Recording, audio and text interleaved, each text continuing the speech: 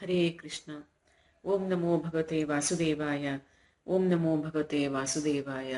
ಓಂ ನಮೋ ಭಗವತೆ ವಾಸುದೇವಾಯ. ಓಂ ಸಾಯಿರಾಮ್. ಶ್ರೀಮದ್ ಭಾಗವತ ಮಹಾಪುರಾಣ ದಶಮಸ್ಕಂದ ಪೂರ್ವಾರ್ಧ 15ನೇ ಅಧ್ಯಾಯ.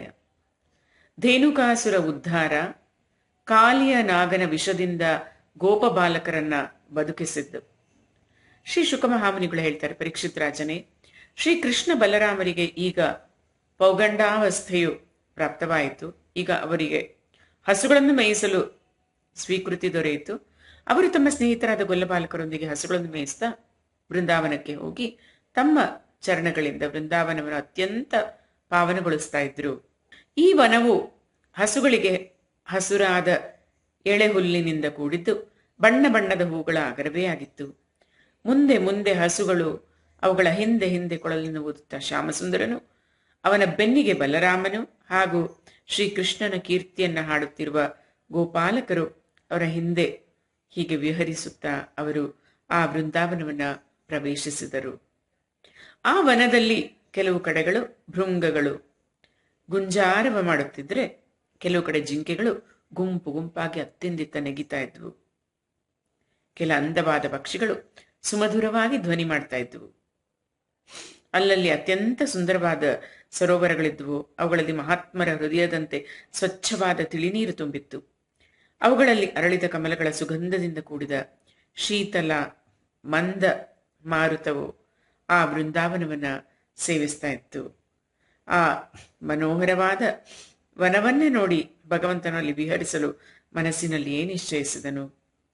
ಎಣ್ಣೆಗೆಂಪಿನ ಚಿಗುರುಗಳ ಕಾಂತಿಯಿಂದ ಕೂಡಿ ಫಲಪುಷ್ಪಗಳ ಭಾರದಿಂದ ಬಗ್ಗಿದ ರೆಂಬೆಗಳ ವೃಕ್ಷಗಳು ಶ್ರೀಕೃಷ್ಣನ ಪಾದಗಳಿಗೆ ನಮಸ್ಕಾರ ಮಾಡ್ತಾ ಇದೆಯೋ ಎಂಬಂತೆ ಕಾಣ್ತಾ ಇತ್ತು.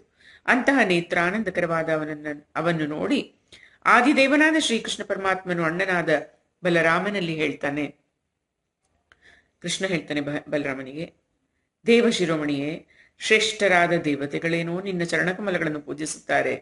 ಆದರೆ ಇಲ್ಲಿ ನೋಡು, ಈ ವೃಕ್ಷಗಳೂ ಕೂಡ ತಮ್ಮ ರೆಂಬೆಗಳ ಮೂಲಕವಾಗಿ ಫಲಪುಷ್ಪಗಳನ್ನು ಹೊತ್ತು ನಿನ್ನ ಚರಣಾರವಿಂದಗಳ ಸೇವೆ ಮಾಡಲು ಬಗ್ಗೆ ನಮಸ್ಕರಿಸ್ತಾ ಇವೆ.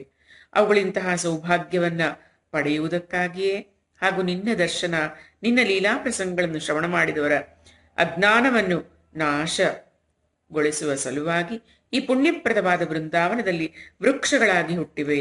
ನಿಶ್ಚಯವಾಗಿಯೂ ಇವುಗಳ ಜೀವನವೇ ಧನ್ಯವಾದದ್ದು. ಆದಿಪುರುಷನೇ, ನೀನು ಈ ವೃಂದಾವನದಲ್ಲಿ ನಿನ್ನ ಐಶ್ವರ್ಯವನ್ನ ಮರೆಸಿ ಸಾಮಾನ್ಯ ಬಾಲಕರಂತೆ ಲೀಲೆ ಮಾಡುತ್ತಿದ್ದರು. ನಿನ್ನ ಶ್ರೇಷ್ಠ ಭಕ್ತರಾದ ಮುನಿಗಳು ತಮ್ಮ ಇಷ್ಟ ದೈವವನ್ನು ಗುರುತಿಸಿಕೊಂಡು ಇಲ್ಲಿಯೂ ಪ್ರಾಯಶಃ ದುಂಬಿಗಳಾಗಿ ನಿನ್ನ ಭುವನ ಪಾವನ ಕೀರ್ತಿಯನ್ನು ನಿರಂತರವಾಗಿ ಹಾಡುತ್ತಾ ನಿನ್ನ ಭಜನೆಯಲ್ಲಿ ತೊಡಗಿರುತ್ತಾರೆ.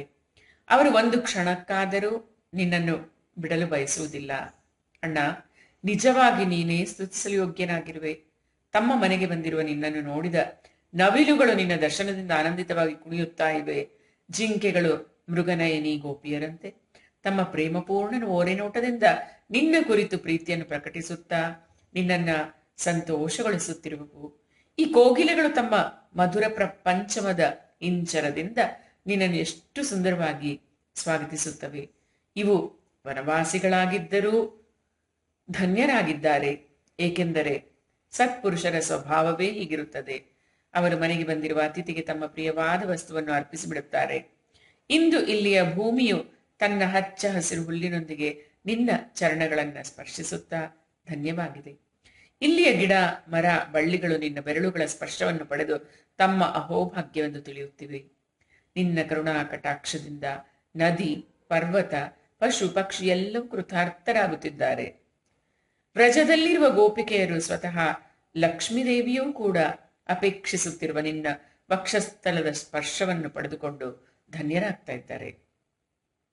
ಶ್ರೀ ಶುಕಮಹಾಮುನಿಗಳು ಹೇಳ್ತಾರೆ, ಪರೀಕ್ಷಿತನೇ, ಹೀಗೆ ಪರಮ ಸುಂದರ ವೃಂದಾವನವನ್ನು ನೋಡಿ ಭಗವಾನ್ ಶ್ರೀಕೃಷ್ಣನು ಬಹಳವಾಗಿ ಆನಂದಿತನಾದನು. ಅವನು ತನ್ನ ಮಿತ್ರರಾದ ಗೊಲ್ಲ ಬಾಲಕರೊಂದಿಗೆ ಗೋವರ್ಧನದ ತಪ್ಪಲುಗಳಲ್ಲಿ, ಯಮುನಾ ತೀರಗಳಲ್ಲಿ ಹಸುಗಳನ್ನು ಮೇಯಿಸುತ್ತಾ ಅನೇಕ ರೀತಿಯ ಲೀಲೆಗಳನ್ನು ಮಾಡತೊಡಗಿದನು. ಒಂದೆಡೆ ಗೋಪ ಬಾಲಕರು ಭಗವಾನ್ ಶ್ರೀಕೃಷ್ಣನ ಚರಿತ್ರೆಗಳನ್ನು ಆಲಾಪಿಸುತ್ತಾ ಮಧುರವಾಗಿ ಹಾಡ್ತಾ ಇದ್ರೆ, ಇನ್ನೊಂದೆಡೆ ಬಲರಾಮನೊಂದಿಗೆ ವನಮಾಲೆಯನ್ನು ಧರಿಸಿರುವ ಶ್ರೀಕೃಷ್ಣನು ಮತ್ತ ಭೃಂಗಗಳ ಸುಮಧುರ ಗುಂಜಾರವದೊಂದಿಗೆ ತನ್ನ ಸ್ವರವನ್ನೂ ಸೇರಿಸಿ ಆಲಾಪಿಸತೊಡಗಿದನು. ಕೆಲವೊಮ್ಮೆ ಶ್ರೀಕೃಷ್ಣನ ರಾಜಹಂಸಗಳು ಕೂಗಿದಾಗ ಅವುಗಳಂತೆಯೇ ಅವುಗಳ ಜೊತೆಯಲ್ಲೇ ಕೂಗುತ್ತಾ ಅವುಗಳನ್ನು ಅಣುಕಿಸ್ತಾ ಇದ್ದನು. ಕೆಲವೊಮ್ಮೆ ನೃತ್ಯ ಮಾಡುವ ನವಿಲುಗಳೊಡನೆ ತಕತಕನೆ ತಾನೂ ಕುಣಿಯುತ್ತಾ ತನ್ನ ಮಿತ್ರರನ್ನ ಸಂತೋಷಗೊಳಿಸುವನು. ಕೆಲವೊಮ್ಮೆ ಬಹಳ ದೂರಕ್ಕೆ ಹೋದ ಹಸುಗಳನ್ನು ಅವುಗಳ ಹೆಸರು ಹಿಡಿದು ಮೇಘದಂತೆ ಗಂಭೀರ ಧ್ವನಿಯಿಂದ ಪ್ರೇಮದಿಂದ ಕರೆಯುವನು. ಅವನ ಈ ಮಧುರ ಧ್ವನಿಯನ್ನು ಕೇಳಿ ಗೋವುಗಳ ಮತ್ತು ಗೋಪಾಲ ಬಾಲಕರ ಮನಸ್ಸಿಗೆ ಉಲ್ಲಾಸ ಉಂಟಾಗ್ತಾ ಇತ್ತು. ಕೆಲವೊಮ್ಮೆ ಚಕೋರ, ಕ್ರೌಂಚ, ಹಂಸ, ಚಕ್ರವಾಕ, ಭಾರದ್ವಾಜ, ನವಿಲು ಮುಂತಾದ ಪಕ್ಷಿಗಳ ಧ್ವನಿಯನ್ನು ಅನುಸರಿಸಿ ಕೂಗಿದರೆ, ಕೆಲವೊಮ್ಮೆ ಹುಲಿ ಸಿಂಹಗಳಂತೆ ಗರ್ಜಿಸುವನು. ಆ ಗರ್ಜನೆಯಿಂದ ಹೆದರಿದ ಜೀವಿಗಳಂತೆ ತಾನೂ ಕೂಡ ಭಯಗೊಂಡವನಂತೆ ನಟಿಸುವನು.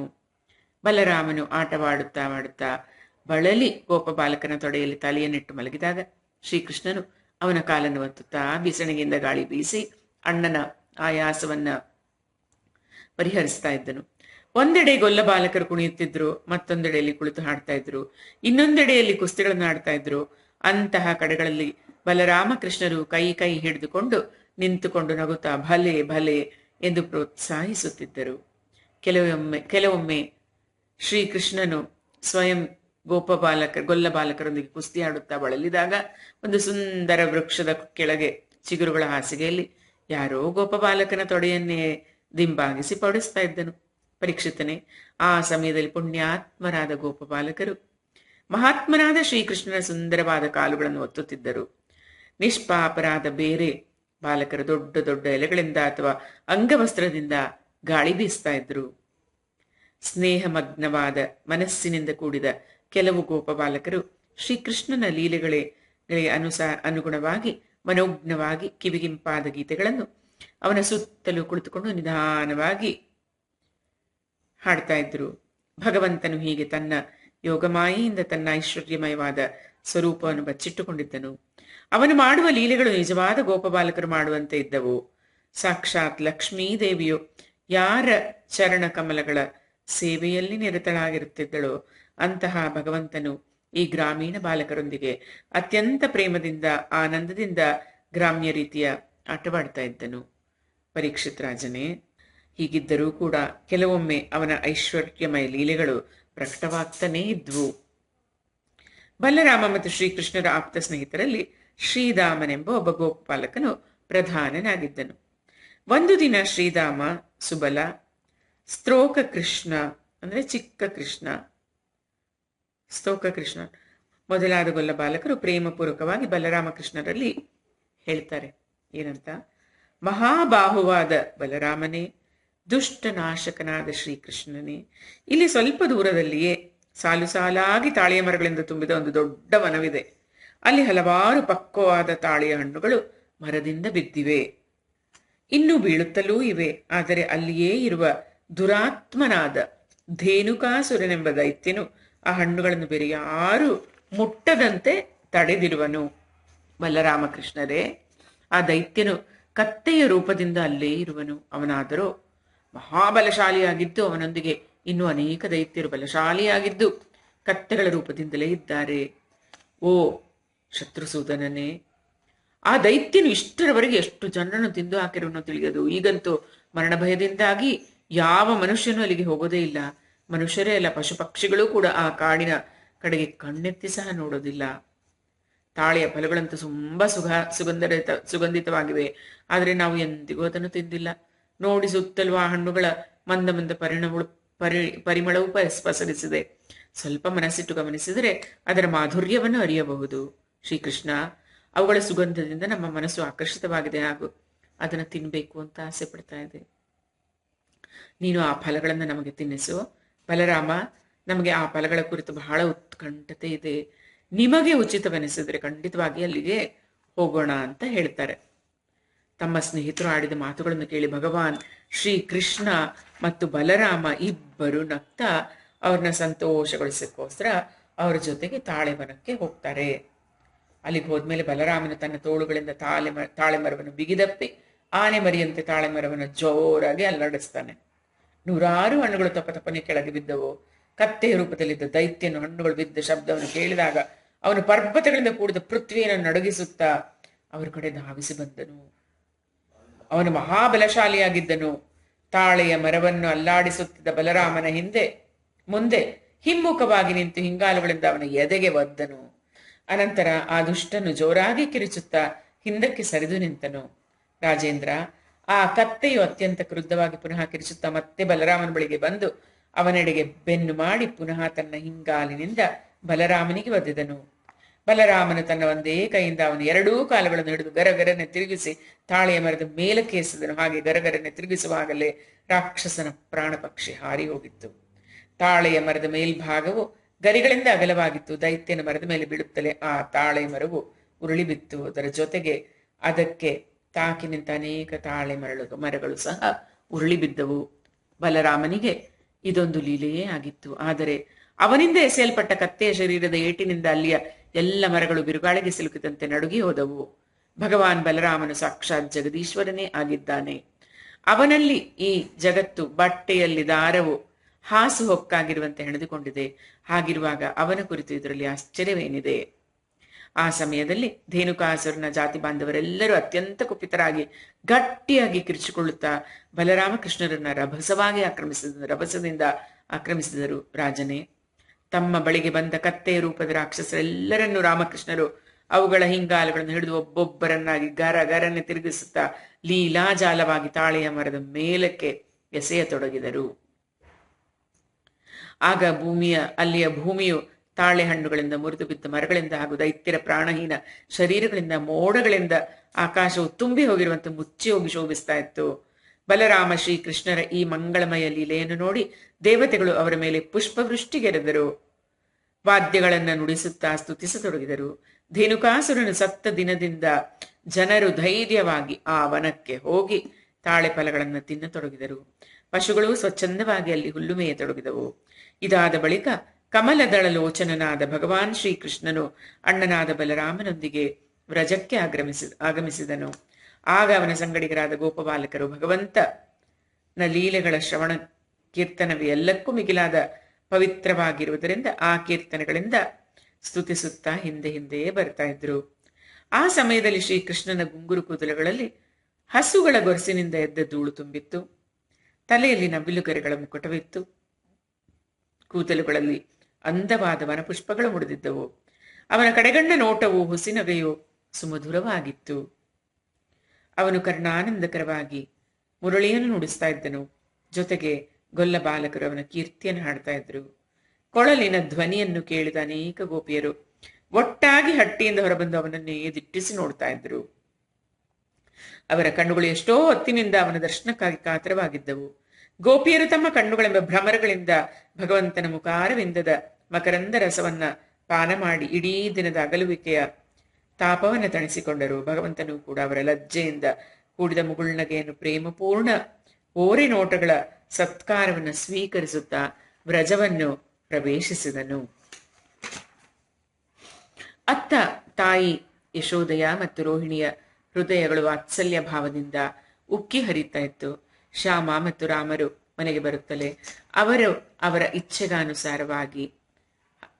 ಇಚ್ಛೆಗನುಸಾರವಾಗಿ ಹಾಗೂ ಸಮಯಕ್ಕನುಸಾರವಾಗಿ ಮೊದಲೇ ಸಿದ್ಧಪಡಿಸಿದ ಭಕ್ಷ್ಯಭೋಜ್ಯಗಳನ್ನ ಮೃಷ್ಟಾನವನ್ನು ಸಹ ಅವರಿಗೆ ತಿನ್ನಿಸಿದರು. ತಾಯಂದಿರು ಅವರಿಗೆ ಎಣ್ಣೆ ಹಚ್ಚಿ ಸ್ನಾನ ಮಾಡಿಸಿದ್ರು. ಆದ್ದರಿಂದ ಅವರ ಇಡೀ ದಿನದ ಬಳಲಿಕೆಯು ದೂರವಾಯಿತು. ಮತ್ತೆ ಅವರಿಗೆ ಸುಂದರವಾದ ವಸ್ತ್ರಗಳನ್ನು ತೊಡಿಸಿ ದಿವ್ಯ ಪುಷ್ಪ ಮಾಲಿಕೆಗಳಿಂದ ಸಿಂಗರಿಸಿ ಚಂದನವನ್ನು ಪೂಸಿದರು. ಬಳಿಕ ಸೋದರರಿಬ್ಬರೂ ತಾಯಂದಿರು ಬಡಿಸಿದ್ದ ಸ್ವಾದಿಷ್ಟವಾದ ಭೋಜನವನ್ನು ಮಾಡಿದರು. ಅನಂತರ ಅವರನ್ನು ಮುದ್ದಿಸುತ್ತಾ ಯಶೋದೆ ಮತ್ತು ರೋಹಿಣಿಯರು ಸುಂದರವಾದ ಮೃದುವಾದ ಶಯ್ಯೆಯಲ್ಲಿ ಮಲಗಿಸಿದರು. ರಾಮಕೃಷ್ಣರು ಸುಖವಾಗಿ ನಿದ್ರೆ ಮಾಡಿದರು. ಭಗವಾನ್ ಶ್ರೀಕೃಷ್ಣನು ಹೀಗೆ ವೃಂದಾವನದಲ್ಲಿ ಅನೇಕ ಲೀಲೆಗಳನ್ನು ನಡೆಸಿದನು. ಒಂದು ದಿನ ಅವನು ತನ್ನ ಸ್ನೇಹಿತರೊಂದಿಗೆ ಯಮುನಾ ತೀರಕ್ಕೆ ಹೋದನು. ರಾಜನೇ, ಆ ದಿನ ಬಲರಾಮನು ಅವನೊಂದಿಗೆ ಹೋಗಿರಲಿಲ್ಲ. ಆ ಸಮಯದಲ್ಲಿ ಗೋಪಾಲಕರು ಬೇಸಿಗೆ ಬಿಸಿಲಿನಿಂದ ಬಾಯಾರಿದ್ದು ಅವರ ಗಂಟಲು ಒಣಗಿ ಹೋಗಿತ್ತು. ಇದರಿಂದಾಗಿ ಅವರು ಯಮುನಾ ನದಿಯ ವಿಷಮಿಶ್ರಿತ ನೀರನ್ನ ಯಥೇಚ್ಛವಾಗಿ ಕುಡಿದರು. ಪರೀಕ್ಷಿತನೇ, ದುರದೃಷ್ಟಾವಶಾತ್ ಈ ವಿಷಯವು ಅವರಿಗೆ ತಿಳಿದಿರಲಿಲ್ಲ. ಆ ವಿಷ ಮಿಶ್ರಿತ ನೀರನ್ನು ಕುಡಿಯುತ್ತಲೇ ಎಲ್ಲ ಗೋಪಾಲಕರು ಗತಪ್ರಾಣರಾಗಿ ಯಮುನಾ ತೀರದಲ್ಲಿ ಬಿದ್ದು ಬಿಟ್ಟರು. ಅವರ ಇಂತಹ ಸ್ಥಿತಿಯನ್ನು ನೋಡಿದ ಯೋಗೇಶ್ವರರಿಗೂ ಈಶ್ವರನಾದ ಭಗವಾನ್ ಶ್ರೀ ಕೃಷ್ಣನು ತನ್ನ ಅಮೃತವನ್ನು ಸುರಿಸುವ ಕೃಪಾದೃಷ್ಟಿಯಿಂದ ಅವರನ್ನ ಬದುಕಿಸಿದನು.